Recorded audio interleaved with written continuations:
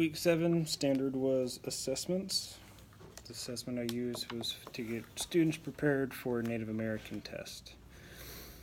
Okay.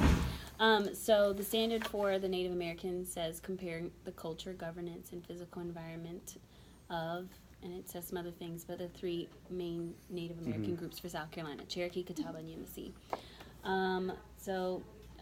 For accommodations and assessments, I had a question about that. I did give you basic for that.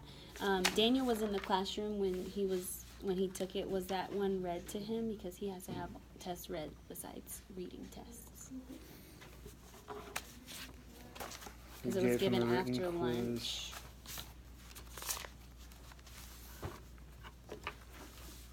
It was not read to him, but he was actually one of the few students that got the higher score on the quiz.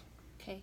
All assessments, if it's not reading, like if it's not like a reading test, it has to be read to him. That's in his IEP, so that has to be done. So I did give you a basic for that criteria. For use of assessments, did you use multiple assessments? I put basic, using a limited type of assessment. You had the Kahoot today. You had multiple choice on the assessment, but a multiple or a variety of different assessment types would be like fill in the blank, or a short answer, or write a response to this question, or draw a picture to represent that. So I put limited types of assessment for that. Did the candidate provide substantive and timely feedback?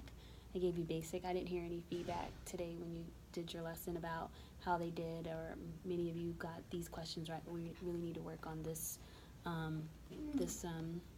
Native American nation. Let's go back in our book and let's read some more about it. Things like that would be giving like feedback so that they make sure that you're pushing them towards the next level of mastery. Aligning the assessment with objectives, I did give you basic. Since the standard says compare the culture, governance, and physical environment, the questions that were on the quiz were kind of basic, like where do they live, who is this person. I know one of them was, what did women do for work? So I would have liked to see more of, like, what were the Cherokees' homes made of, what were the Catawba's homes made of, who made up the council, what did women do when, like, how were women a part of the council, things like that would have been more towards what they need to know to meet 3rd grade standards. And last, did the candidate use both formative and summative assessments? You did use both, but I don't necessarily see how it was used to guide what they learned today. I know you just went over it again today, but if you're going to give an assessment that's going to guide their learning, and you see like, okay, most of them got this one question wrong, let's make sure we hit this today, and specify that so that they know if they see that question again that they got it wrong the first time, let's make sure we correct it so that you can get it right the next time.